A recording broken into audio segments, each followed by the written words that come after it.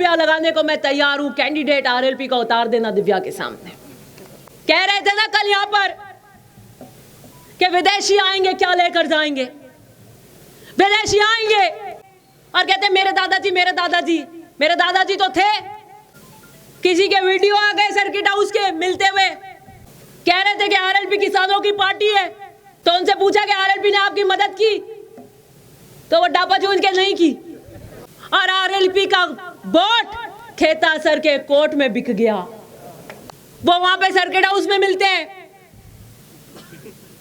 भामाशाह। इस दिन आरएलपी की रैली ओसिया में जोश, उत्साह, उमंग और आशीर्वाद दे रहे हैं मुझे ओसिया के नए कारवा को बदलने के लिए, नई दास्तान को लिखने के लिए।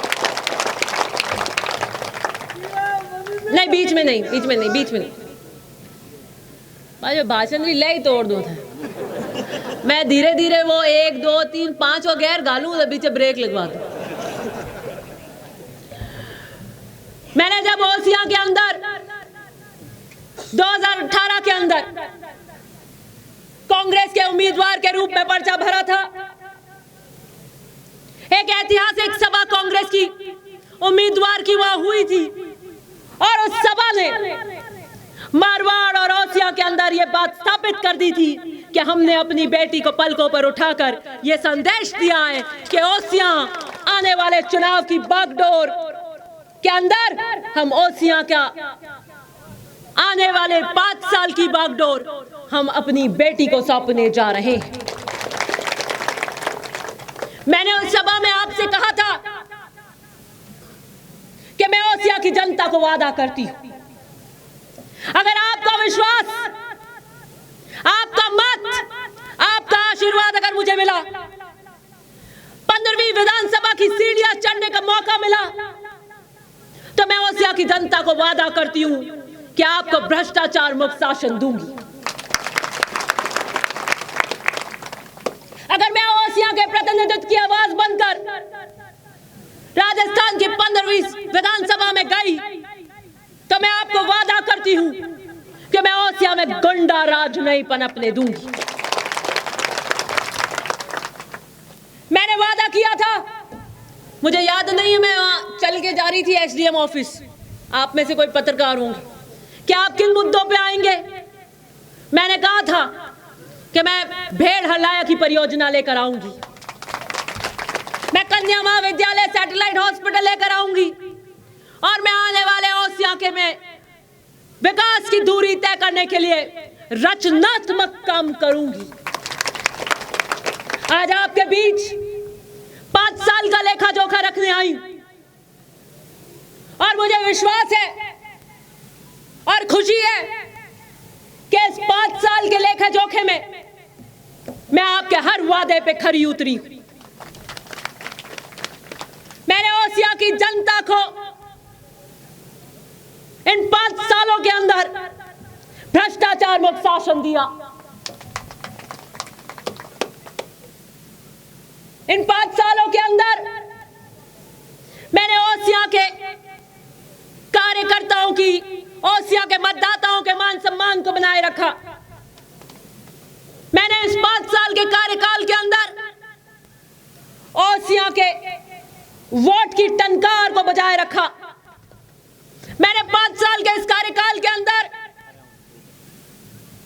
किसान की, गरीब की, मजदूर की, पिछड़े वर्ग की, आम व्यक्ति की गाड़ी कमाई लुटने नहीं दी।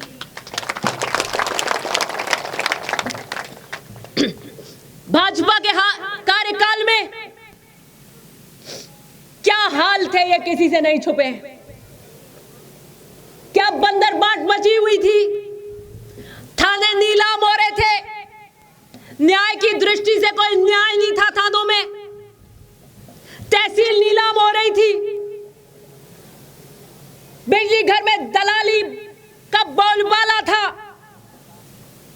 मैंने आकर तहसील की नीलामी, थानों की नीलामी, बिजली घर की दलाली, सब पे अंकुश लगाने का काम किया। पहले आप आपकी ढोलकियां जल जाती थी, बिजली कट जाते थे।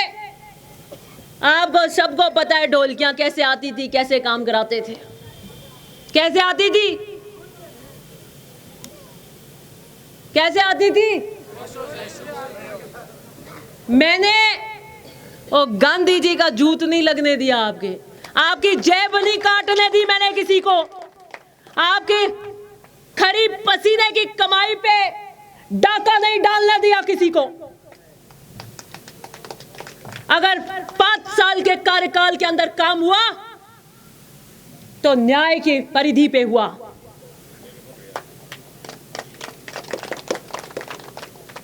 ढोलकियां मिली और सबको मिली, और बीजेपी वालों को भी मिली। जिसकी जल गई, जिसका नंबर आया स्टोर में आई और उसको मिली। थानों की हालत क्या थी? थानों के अंदर सारे जो थे वो सारी मैंने अधिकारी बदल दिए आते। तहसील की हालत क्या थी? जहां जहां पोल थी वो सारे अधिकारी बदल दिए मैंने तहसील के अंदर। वो जो सफाई कार्य का जो ये ट्रीटमेंट प्लांट होता है ना, ये मैंने व्यवस्था का ट्रीटमेंट प्लान किया है आपके वोट की तनख्वाह से। और हमने उस ट्रीटमेंट प्लान से स्वच्छ प्रशासन ओसिया को, जनता को देने का काम किया। 5 साल के इस कार्यकाल में हम चुन चुन के अधिकारी लेकर आए, और मुझे खुशी है कि हम ऐसे अधिकारी लेकर आए जिसे 5 साल में जनता की सेवा के भाव से काम किया। दलाली और लूट की बंदरबाट नहीं मचाई, और उनको चिंता रही कि बिजली की ट्रिपिंग आई है तो उसको कैसे सुचारू किया जाए। थाने के अंदर अगर कानून व्यवस्था का मामला आया तो किसी तरीके से शांति बनाए रखी जाए। तहसील के अंदर आपके चाहे रस्तों के मामले हो, दूसरे मामले हो, कहीं पर भी कोई आक्षेप नहीं लगा कि यहां पर राज के जोर से और दादागिरी से काम होता है। आईने के अंदर कांच में साफ दिखते हुए काम किया।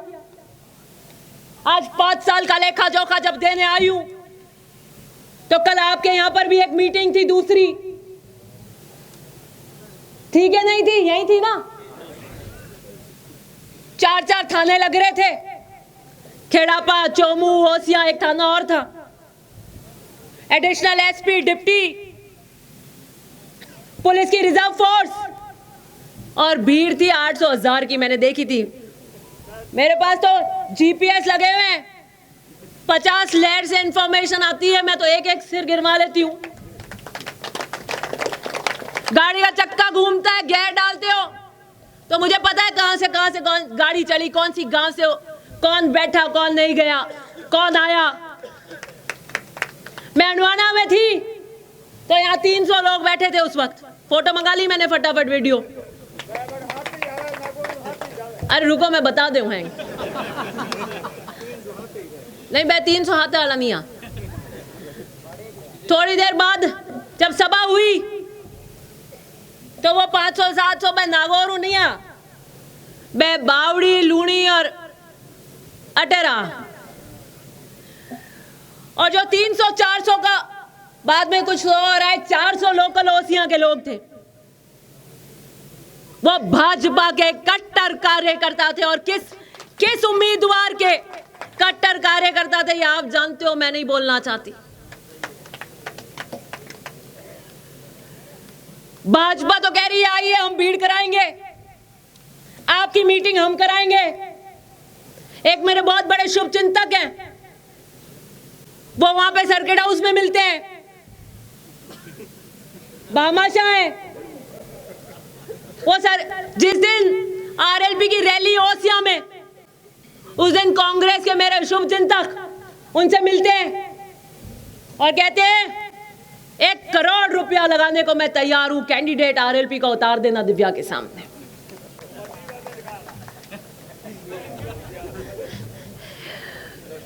बीजेपी वाले कह रहे हैं कि आप ओसिया के दिव्या के खिलाफ माहौल बनाइए,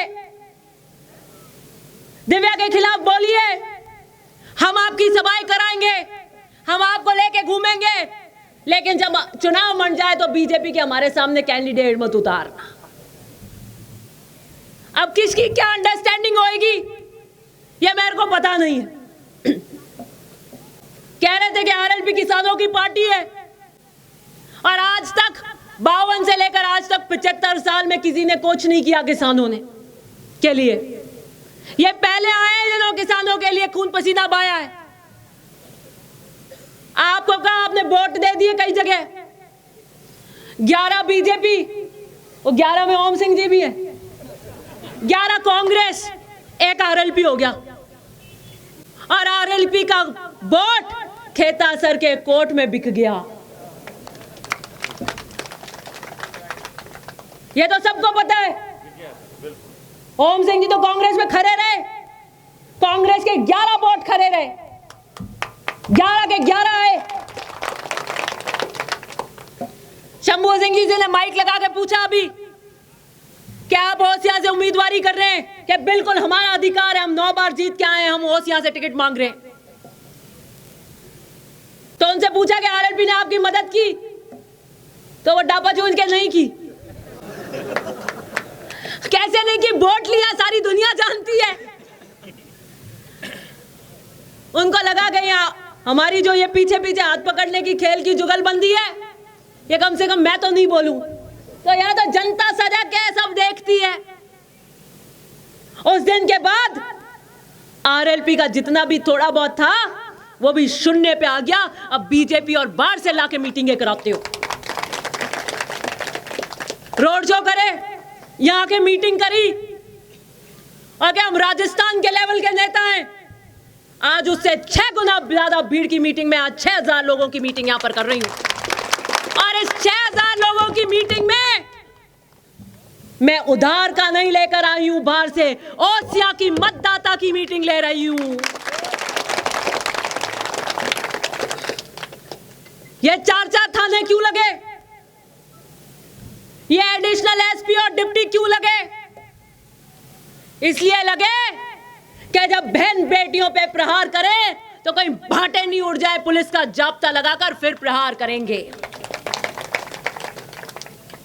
आज की इस मीटिंग में एक भी पुलिसकर्मी नहीं है। मैंने कल मना कर दिया, मैंने कहा हमें नहीं जरूरत है अब पुलिसकर्मियों की। जब आप अंडवाना के अंदर मेरी मीटिंग है, इस सभा से 4 गुना बड़ी मीटिंग हो रही है, उस थाने के हल्के के अधिकारी को आप यहां भेज देते हो। इतनी कौन सी पुलिस की कमी पड़ रही थी? भोपालगढ़, आसोप और बहुत थाने भेज देते आप। हमारी भरी सभा में 2 कांस्टेबल में, मैंने कहा इसकी भी जरूरत नहीं है आज के बाद में। मैं जनता के सुरक्षा कवच में निकली हूं, ओसिया के समग्र विकास के नारे के साथ में। मैंने अंडवाना में कह दिया, पोलें सबकी खुल गई। किसी के वीडियो आ गए सर्किट हाउस के मिलते हुए, पूछा कि आप कैसे आए आज मिलने, ओसिया में रैली है।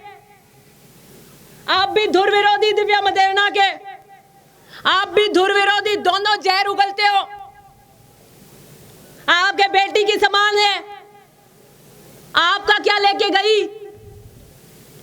लेकिन एक बढ़ती हुई कार्य क्षेत्र की स्त्री चुनौती और असुरक्षा का भाव पैदा कर देती है। जो स्वाभिमान, सिद्धांत और जनता के लिए संघर्ष करे, जो अपने कार्य क्षेत्र में मजबूती से काम करे, उससे फिर ऐसे ही असुरक्षा के भाव पैदा होते हैं। तो कहा मेरे रिश्तेदार हैं, हम मिलने आए हूं, मेरे रिश्तेदारी में मिलने नहीं आ सकते क्या? ये कौन सी नई रिश्तेदारी बुन रहे हैं? ये ओसिया की जनता देख रही है। स्वर्गीय परशुराम जी मदेरणा ने ओसिया की इस धरती से अपने जीवन के राजनीतिक सफर की शुरुआत करी थी। उन्होंने 1952 का पहला चुनाव ओसिया से लड़ा था और किसान राजनीति के झंडे को बुलंद करने के लिए लड़ा था।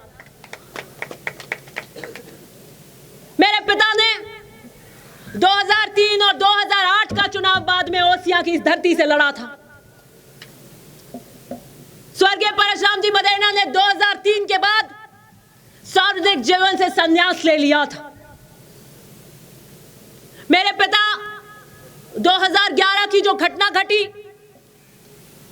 उसके बाद सार्वजनिक रूप से आपके बीच में नहीं थे, तो मुझे नहीं लगता कि पड़ोस के व्यक्ति जो आकर मुझ पे छीटाकशी करते हैं, बार बार मेरे दादाजी का नाम लेते हैं और कहते हैं मेरे दादाजी मेरे दादाजी।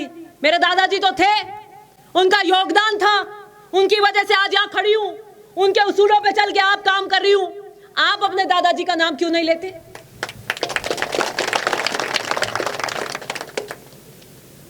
मेरे दादाजी के आपसे क्या बैर थे?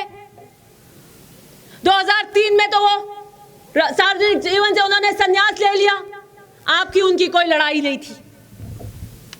मेरे पिता की आपकी कभी कोई लड़ाई नहीं हुई, कभी कोई मिलना नहीं हुआ आपसे। एक बेटी की असुरक्षा, एक स्त्री की चुनौती ना काबिले बर्दाश्त है, तब मुझ पे प्रहार करते हैं, मेरे माध्यम से प्रहार करते हैं। सार्वजनिक जीवन की, भाषा की मर्यादा और मूल्यों की हर सीमा को लांघ गए। कह रहे थे ना कल यहां पर कि विदेशी आएंगे क्या लेकर जाएंगे। विदेशी आएंगे और लेकर जाएंगे कि हां, ओसिया की उस सरजमीन पर, उन धोरों की धरती में, वहां उन गांवों में एक लड़की संघर्ष कर रही है और वो लड़की अभिमन्यु की तरह बीच में अकेली खड़ी है और पारंगत योद्धा उसको घेर के खड़े हैं। लेकिन मैं उस जमाने की अभिमन्यु नहीं हूं, मैं आधुनिक युग की अभिमन्यु हूं, हर चक्रव्यूह भेदना जानती हूं। विदेशी आएंगे, यहां से संस्कृति लेकर जाएंगे, यहां से बेटियां भी लड़ सकती हैं राजनीतिक लड़ाइयां, इस बात को विदेश में लेकर जाएंगे। यहां से मूल्यों की राजनीति लेकर जाएंगे, किसान राजनीति के झंडे को बुलंद करने वाले कार्यकर्ताओं की आंख की चमक लेकर जाएंगे। इन बहनों के सर से हिमालय का पानी लाने के लिए घड़े उतरवाने की, मीठे पानी की उस दास्तान की चर्चा करेंगे। यूं मत घेरिए, समय लिख रहा है, समय के उस चक्र पे आपका अपराध और गुनाह लिखा जा रहा है। कालखंड, समय के कालखंड पे, कर्म के चक्र में आपकी भाषा वाणी के एक बेटी के प्रहार अंकित हो रहे हैं। मुझे खुशी है और आत्मविश्वास है कि जब चौतरफा चुनौती मिलती हो तो मान लेना आप सही काम कर रहे हो। अगर मैं शतुरमुर्ग की तरह घाटी नीचे करके कुछ नहीं करती तो मेरे ना कोई शत्रु होते, ना मेरे कोई अपने होते जो आशीर्वाद देने आते। मेरे पिता ने मुझसे कहा कि दिव्या, संघर्ष पथ पर जब काम करने के लिए निकलोगी तो अनेकों गलतियां होंगी, और जो काम करने के लिए संघर्ष पथ पर निकलता है, जो काम करता है, उसी से गलतियां होती हैं। तुम अपने इन्हीं अनुभवों से सीख कर आगे निकलोगी। मुझे खुशी है कि आपके 5 साल के इस कार्यकाल के अंदर मुझे कई बार कड़काई रखनी पड़ी, मुझे आपको कड़क जवाब भी देने पड़े, नहीं होने वाले काम को मुझे कहना पड़ा कि नहीं होगा। आपने कहा नहीं कराना पड़ेगा, मैंने कहा नहीं हो सकता, लेकिन मैंने आपको झूठे जासे और मीठी गोलियां नहीं दी, और जो काम होने लायक थे उनके लिए मैंने आपको गोते नहीं खाने दिए। मैंने फोन पे कहा आपका ये काम मैं करूंगी, आपके गांव के लिए काम करूंगी। इस एक काम जो मैंने आपको बता देती हूं फोन पे, उस काम के लिए दोबारा गोते मत खाना। कई बार शुरू में आते थे, मैंने कहा ये तो मैंने आपको बता दिया, हो रहा हो जाएगा, मैं जानी हूं, मैं ओचियो सा याद दिला दे। मैंने कहा यूं ही भूलो पड़ जाए माने, पर मैं कहीं कर राजनीति कर रहा। हमारे यहां शिक्षा का स्तर कम हो सकता है, झुंझुनू और सीकर वहां पे टीचर, वहां से नर्सेज, वहां से आर्मी में, वहां पे शिक्षा जो लिटरेसी रेट है वो बहुत ज्यादा है। लेकिन मारवाड़ में जो राजनीतिक चेतना है उसको नाप नहीं सकते। और मारवाड़ में सबसे बड़ी राजनीतिक चेतना सबसे ज्यादा अगर कहीं है तो ओसियां और भोपालगढ़ में है। आपने शिक्षा नहीं ली होगी, लेकिन आप खेती करते हो। बारिश कितनी हुई, कैसे नहीं हुई, उसे आप खेती देख लेते हो कि दाने कैसे होंगे, कैसे नहीं होंगे। अब की बार आपकी खेती रखते हो लाटे लेकर, कब भाव आएगा, कब देनी है, कितने में देनी है, कितनी बोरियां है। एक आंगली पे एक भी बोरी मिस नहीं होती आपसे, कहीं चूक नहीं होती, सारी गणित आती है आपको, क्योंकि आप किसान वर्ग से हैं, मूलतः खेती पे आश्रित हैं। और मैं आप लोगों की सेवा की खेती करती हूं। कोई कह रहे थे कि जोर जोर से बोलते हैं, भौंकते हैं, आचार संहिता लग जाएगी फिर देखेंगे। आ जाइए, लग जाएगी आचार संहिता 4 दिन में। 18 में भी लगी थी, 13 में भी लगी थी। ये 16वां चुनाव लड़ने जा रहे हैं 52 से लेकर अभी तक। मुझे नहीं पता उनके परिवार ने कितने चुनाव लड़े। 15 चुनाव में से 12 चुनाव जीते हैं, 12 चुनाव, और 52 से लगाकर आज तक कांग्रेस के सिंबल पर लगातार चुनाव लड़ रहे हैं। ये ऐसे ही नहीं आता है, ये विश्वास और पसीने और आपके बीच में संघर्ष करके कमाए हुए विश्वास से आता है। ओम सिंह जी से पूछो कि एक बार सरपंच का कार्यकाल होता है तो दूसरी बार कितनी मुश्किल आती है। ओसियां तो बड़ा कस्बा है, इनको तो ज्यादा पसीने आते हैं छोटे गांव से। तो एमएलए का चुनाव बार बार लड़ना और पीढ़ी दर लड़ना किसे कहते हैं? यह विश्वास से कमाया है हमने। मैं ओसिया की जनता को यह कहना चाहती हूं कि 5 साल के इस कार्यकाल में आपको मैंने झटके नहीं आने दिए, चेहरे पे सले नहीं पड़ने दी, आपकी टेंशन मैंने ली। आपने एक बार फोन कर दिया, उसके बाद अधिकारी मंत्री किसकी रगड़ाई करनी है वो मेरी जिम्मेदारी थी। अब 1.5 महीने के लिए आप कमर कस लीजिए। हिंदुस्तान की नजर है इस चुनाव पर। मैंने ओसिया की इस सीट को पहली बार विधायक बनकर आई हूं, पहली बार, लेकिन मैंने इस ओसिया की सीट को हिंदुस्तान की राजनीति में चमका के हॉट सीट बना दिया है।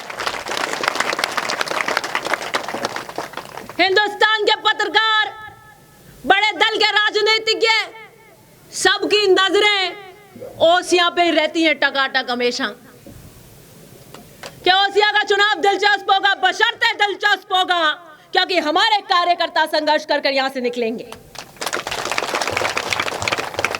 यह किसान राजनीति के नारे और झंडे का चुनाव होगा, इसलिए बशर्ते दिलचस्प होगा। और चुनाव और रण योद्धा आत्मविश्वास के बल पे लड़ते हैं। जंग आत्मविश्वास से जीती जाती है और आने वाला वक्त ओसिया में हमारा और आपका है, ये लिख कर ले लीजिए। मुझे नहीं पता आपकी दूसरी रैलियां हो रही हैं, बीजेपी की रैली हुई और जितने भी कार्यक्रम हुए बीजेपी के अंदर, ये जितने कैमरा वाले हैं, यूट्यूबर्स हैं, ये इंटरव्यू लेते हैं तो पूछते हैं क्या, बताइए आप ओसिया से उम्मीदवारी कर रहे हैं, दिव्या जी मदेरना के सामने कौन से मुद्दों को लेकर जाएंगे। ऐसा कौन सा काम उन्होंने किया है जिसको आप जनता के बीच में जाके कहेंगे कि उन्होंने नहीं किया और वादे करेंगे? तो कोई उत्तर नहीं था। कहते काम तो उन्होंने कराए हैं, लेकिन अपने लोगों के कराए हैं। क्या सीवेज ट्रीटमेंट प्लांट सिर्फ मेरे लोगों का मुद्दा था? क्या ये पीली टंकियों से सिर्फ हमारे लोग पानी पिएंगे? क्या इन स्कूलों से सिर्फ हमारे लोग पढ़ेंगे? क्या इन रोडों के ऊपर सिर्फ हमारे लोग जाएंगे? कहने को कुछ नहीं बचा। फिर से वो पुनः एक बुद्धिजीवी आए, मेरे बड़े शुभ चिंतक, उनसे किसी ने माइक लगा दिया। इन्होंने क्या बोसिया से टिकट मांग रहे हैं? दिव्या जी ने इतना विकास किया, आप उनसे क्या बेहतर करेंगे? उन्होंने कहा वो गांव गांव टंकी बना रही है, मैं घर घर गैस लाइन लगा दूंगा। अब पूछो उनसे, गांवों में क्या पाइपलाइन फोड़ देते हैं? आपके यहाँ पे ओसियां कस्बे में कितनी मुश्किल से पाइपलाइन जाती है, क्या हाल है? वो भी हम नहीं सुचारू कर पा रहे, उसके लिए हम मशक्कत कर रहे हैं। आप घर घर गैस लाइन लगा दोगे, गांव गांव आप सबके खेतों में से गैस की लाइन लगाओगे, वो लीक हो जाएगी, पूरा खेत जल जाएगा, पूरा ओसिया आग का गोला होके बम ऊपर चला जाएगा।